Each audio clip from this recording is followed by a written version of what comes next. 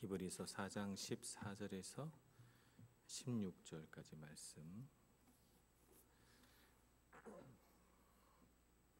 히브리서 4장 16절에서 14절에서 16절까지 말씀. 세 절밖에 안 되기 때문에 한 목소리로 봉독하겠습니다. 시작. 그러므로 우리에게 큰 대제사장이 계시니 승천하시니 곧 하나님의 아들 예수시라. 우리가 믿는 도리를 굳게 잡을지어다.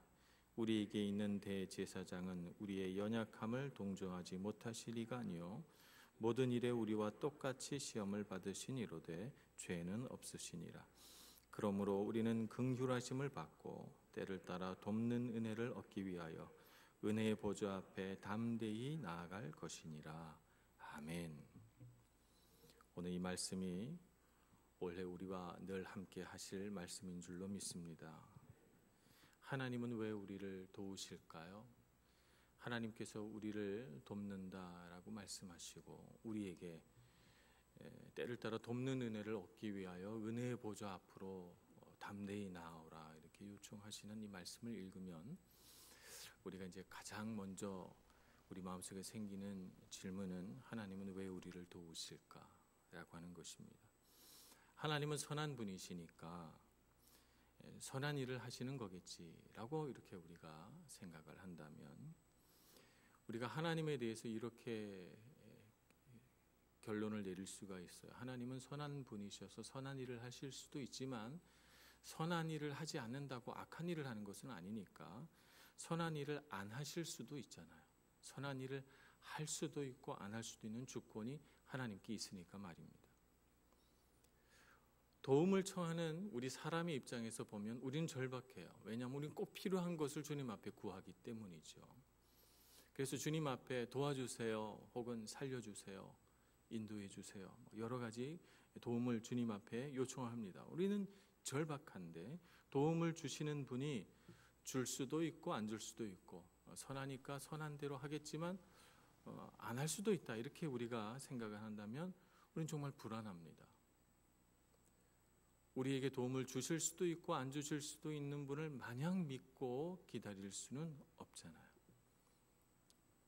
그래서 이렇게 하는 거죠. 일단 도움을 청해놓고 그리고 하나님께서 도움을 안 주실 때를 대비해서 여러 가지 다른 보험들을 드는 거죠. 혹시 모르니까 이런저런 내가 또 도움을 받을 수 있는 방책들을 마련해 보고 또 생각해 놓는 것입니다. 이런 하나님이 도우시는 하나님이라면 이것은 결코 돕는 분이 아니십니다. 도우시는 하나님이 아니시죠. 하나님은 우리를 돕지 않을 수 없습니다. 무슨 뜻이냐 하면 하나님은 우리를 돕지 않고는 견딜 수가 없는 분이시라는 사실입니다. 왜냐하면 우리가 하나님의 자녀이기 때문에 그렇습니다. 제가 제 딸이 방에 있다가 갑자기 아파! 하고 소리를 지르면 제가 이렇게 거실에 있다가 어떻게 하겠습니까? 느긋하게 왜 이러겠습니까? 아닙니다. 갑자기 아파! 하고 소리를 지르면 깜짝 놀라서 아마 하던 일 다 팽개치고 딸 방으로 달려갈 겁니다. 왜? 무슨 일이야? 이렇게 하죠. 그게 설령 벌레를 보고 놀랐든 저를 놀리는 거였든 어쨌든 딸의 목소리에 조금이라도 다급함이 묻어나오면 저는 즉시로 달려갑니다. 이 아버지의 마음이죠. 저만 그렇겠습니까? 모든 아버지, 모든 어머니의 마음이 다 그럴 것입니다. 그러면 우리가 자녀로서 하나님께 아버지 하고 요청하는데 하나님이 느긋하게 왜 이러시겠습니까? 아닙니다. 결코 그렇지 않습니다. 자녀를 사랑하시는 아버지이신 하나님께서는 아마 다른 모든 일보다도 우리가 절박하게 부르짖는 소리에 깜짝 놀라서 왜? 무슨 일이니? 내가 뭘 도와주면 좋겠니? 라고 와서 물으시고 우리의 사정을 살피시고 우리를 도와주시는 아버지 하나님이신 줄로 믿습니다. 이런 아버지이신 하나님을 우리가 알 때 도움을 요청할 수 있어요. 이런 아버지이신 하나님을 모르기 때문에 하나님 앞에 서서 우리는 망설이는 거예요. 하나님이 도와주실까 안 도와주실까? 내가 도움을 요청해야 될까 말까? 망설이는 것이죠. 아버지이신 하나님을 알 때 우리는 무엇이든지 주님 앞에 요청할 수 있고 무엇이든지 요구할 수 있고 무엇이든지 하나님께 말씀드릴 수가 있는 것입니다. 2018년 한 해 동안에는 이런 자녀의 심정으로 무엇이든지 요청하기만 하면 하나님께서 깜짝 놀라서 달려오셔서 내 사정을 살피시고 나에게 가장 좋은 일들을 베푸셔서 나를 도와주실 하나님이시라는 사실을 꼭 믿는 한 해가 되기를 간절히 소망합니다. 하나님의 마음은 요한 3서 2절에 나와 있는 것 같은 이런 마음입니다. 사랑하는 자여 내 영혼이 잘됨 같이 내가 범사에 잘되고 강건하기를 내가 간구하노라. 이것이 우리 하나님 아버지의 마음입니다. 내 영혼이 잘되면 좋겠고 네가 하는 모든 일이 다 잘되면 좋겠고 그래서 네가 언제나 영적으로나 정서적으로나 육체적으로나 물질적으로나 강건했으면 좋겠다라고 하는 것이 우리 하늘 아버지의 마음이라고 하는 것, 이것을 우리가 꼭 기억해야 되겠습니다. 스바냐서 3장 17절에는 하나님 아버지의 마음을 가장 적절하게 드러내고 있죠. 너의 하나님 여호와가 너의 가운데에 계시니 그는 구원을 베푸실 전능자이시라. 그가 너로 말미암아 기쁨을 이기지 못하시며 너를 잠잠히 사랑하시며 너로 말미암아 즐거이 부르며 기뻐하시리라. 이것이 하나님 아버지의 마음이라서 우리를 정말 사랑하시고 정말 기뻐하시고 우리가 항상 하나님을 향하여 웃기를 바라는 아버지이신 하나님이시다라고 하는 것을 알아야 합니다.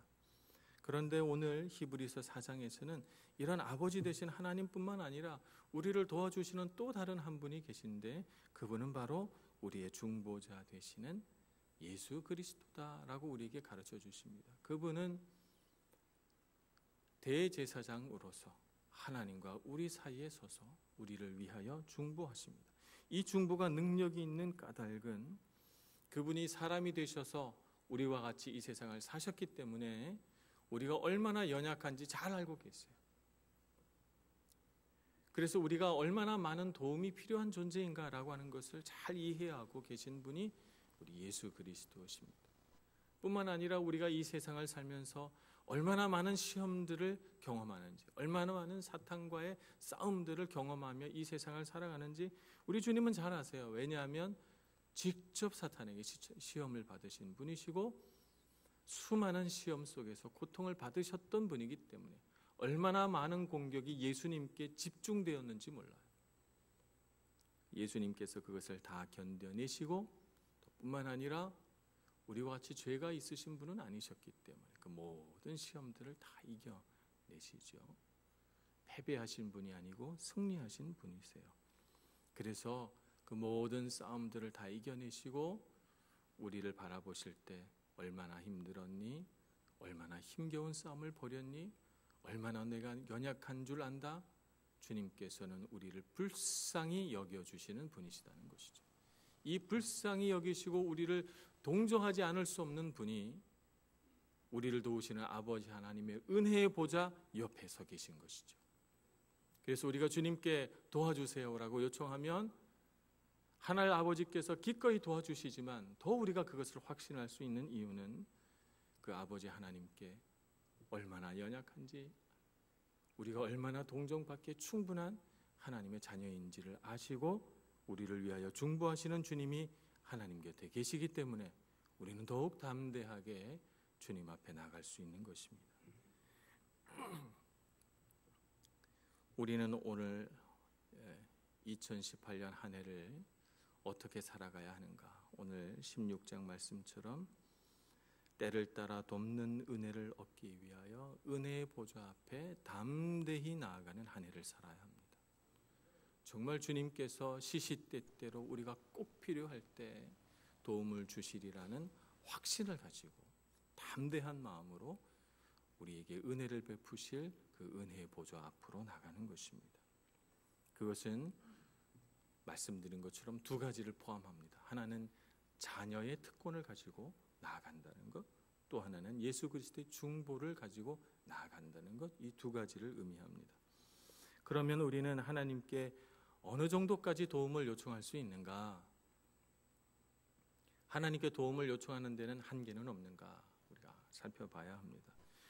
이것은 거꾸로 말하자면 하나님 입장에서 하나님은 우리에게 어느 정도까지 주실 수 있는가라고 하는 것을 의미합니다.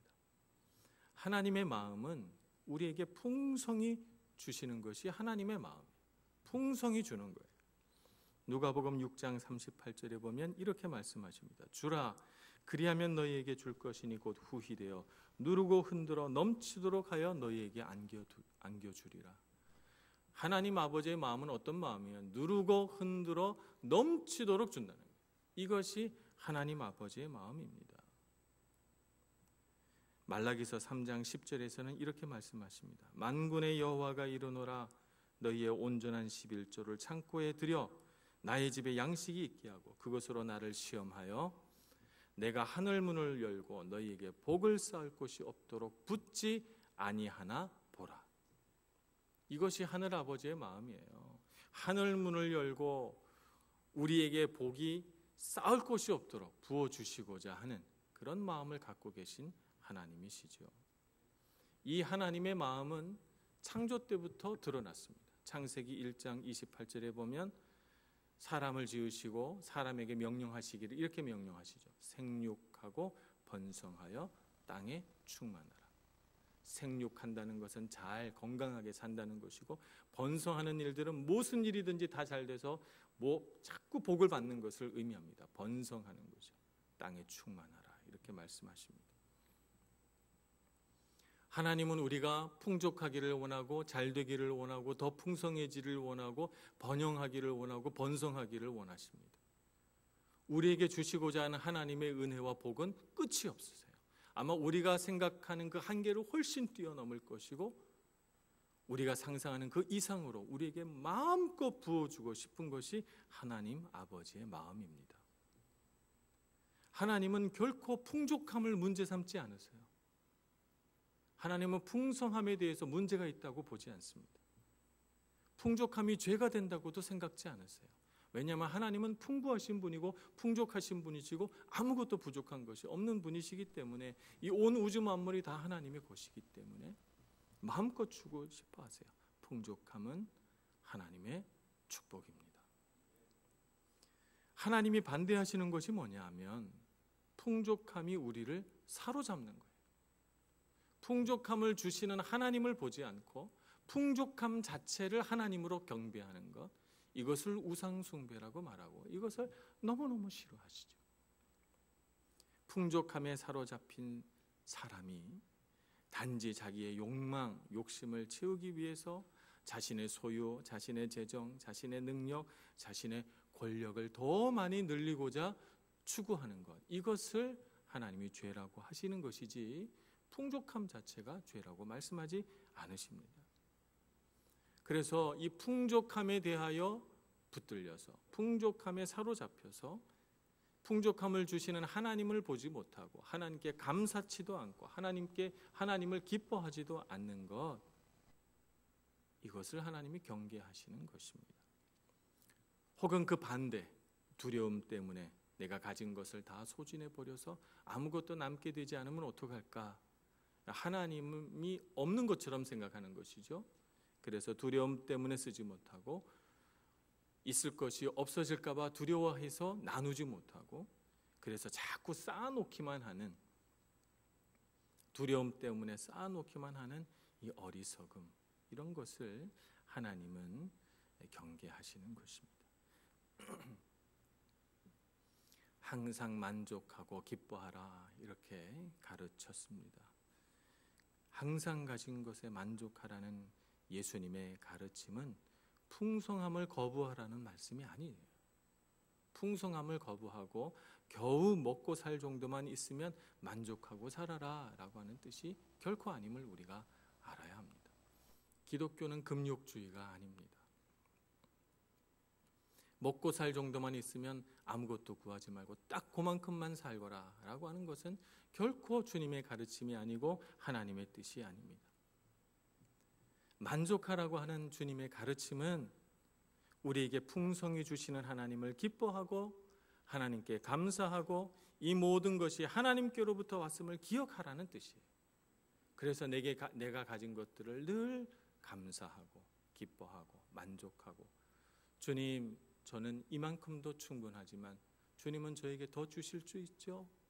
저는 그렇기 때문에 제가 이만큼밖에 없다고 괴로워하거나 좌절하지 않습니다. 왜냐하면 더 주실 주님을 제가 알기 때문입니다.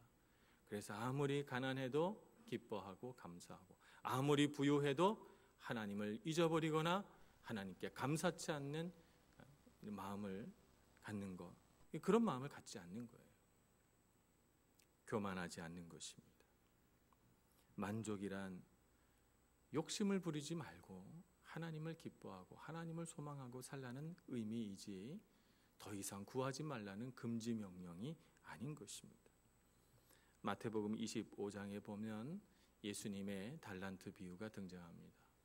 주인이 먼 곳으로 떠나게 돼서 세 종을 부릅니다. 한 종에게는 5달란트, 한 종에게는 2달란트, 한 종에게는 1달란트 이렇게 주십니다.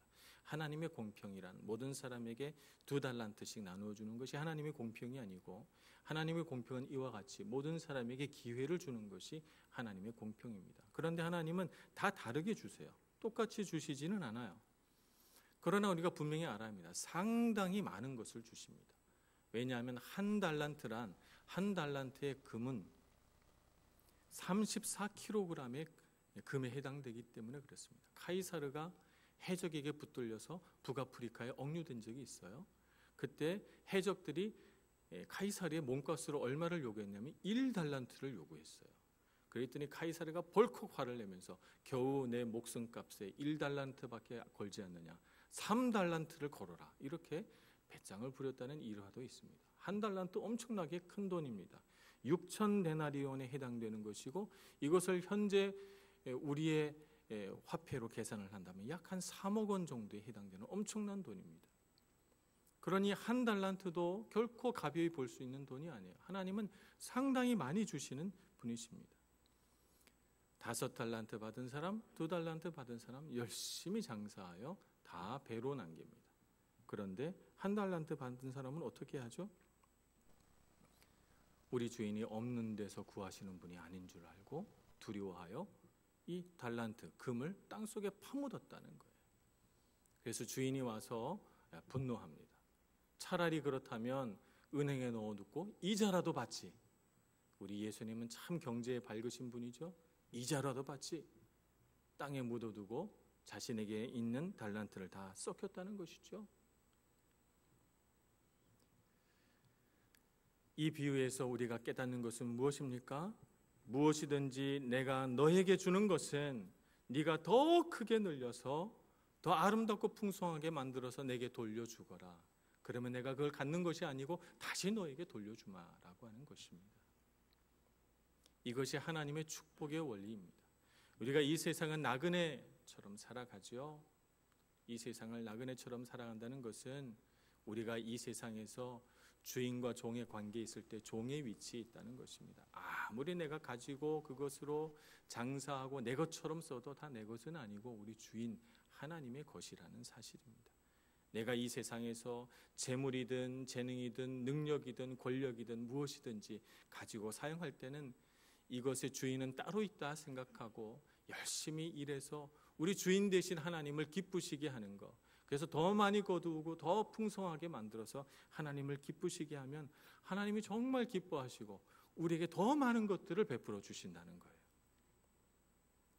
그런데 우리가 반대로 두려움이나 욕심에 사로잡혀서 그것을 내 것으로 만들려고 한다든지 혹은 그것을 땅에 파묻어 버린다든지, 풍성하게 되기를 하나님 바라시는 하나님 아버지의 마음을 우리가 알지 못하면 우리는 있는 것도 빼앗기게 되는 그런 고통을 겪게 되는 것입니다. 우리 그릇의 크기가 하나님의 축복을 제한하고 있지는 않은지 뒤돌아볼 일입니다. 우리가 바라는 것들이 하나님께서 주시려고 하는 것에 비해 턱없이 작지는 않은가 한번 생각해 보아야 하는 것입니다. 우리는 하나님 앞에 겨우 먹고 사는데 필요한 것만 구하고 있지는 않은가? 단지 나와 내 가족만 잘 되기를 하나님 앞에 구하고 있지는 않은가? 하나님은 정말 큰 것을 주고자 하시는데 우리는 너무 작은 것들을 하나님 앞에 구하는 바람에 하나님의 복을 누리지 못하고 있는 것은 아닐까 생각하면서 2018년 한 해를 여는 오늘에는 우리의 그릇을 크게 하옵소서, 우리의 비전을 크게 하옵소서, 하나님의 풍성함을 알고 그 풍성함을 구할 줄 아는 믿음을 주옵소서라고 주님 앞에 기도하겠습니다. 그래서 우리는 올 한 해 우리 자신만 잘 될 뿐만 아니라, 우리 자신뿐만 아니라 우리 곁에는 모든 사람이 다 잘 돼야 합니다.